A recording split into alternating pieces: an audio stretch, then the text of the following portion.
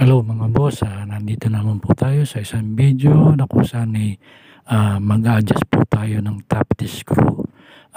Ito po yung simpleng pamamaraan lamang na kahit po wala tayong gamit or tinatawag na failure gauge, pwede po natin itong may adjust ng ating tappet screw sa pamamagitan lamang ng ating pandama or pakiramdam dito sa ating tappet screw sa pag-ingay nito. Ito nga po no, kung inyong maririnig itong paglalagitik dito sa ating tappet screw. Kung inyong naririnig yan po no, talaga pong ibig sabihin po niyan malakas na po talaga ang lagitik ng ating tappet screw. So kailangan po natin i-adjust ito sa pamamagitan po ng ating simpleng pamamaraan, ano. So ito po yung timing mark natin. Kailangan po yung nakasulat na letter T, ibig sabihin po yan yung timing. Diyan po tayo magta-timing para po sa ating tappet screw. Diyan po natin imamarka, diyan po sa linya na yan, diyan po sa gatla at diyan po sa guhit ng letter T. So diyan po tayo magbabase para po dito sa ating tappet screw.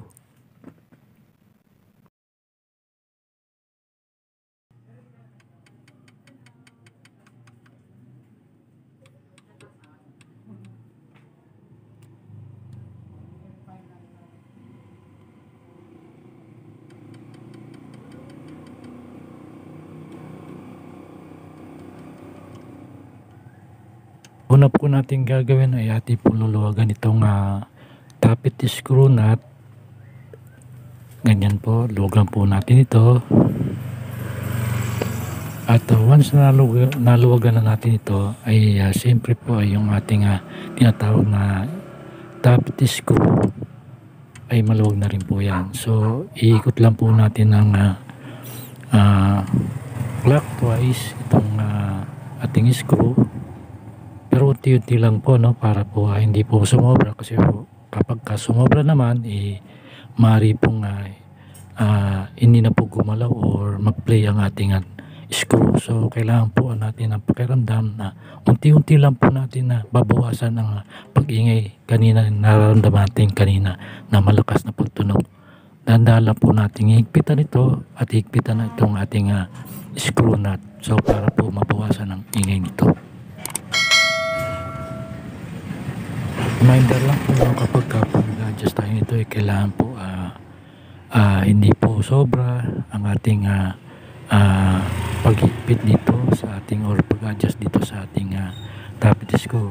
Maaari pong mangyari kapag nasobrang naman ito, maaari pong yung ating tappet screw ay sobrang nakatukod naman sa ating barbula. So ang mangyayari po niyan ay maaari pong sumingaw naman ang ating barbula dahil po sa sobrang tukod naman ng ating tappet screw dito sa ating barbula. So iwasan po natin sobrang tukod dito sa barbula at kailangan po maramdaman lang po natin na mabawasan yung ingay ng ating narinig kanina.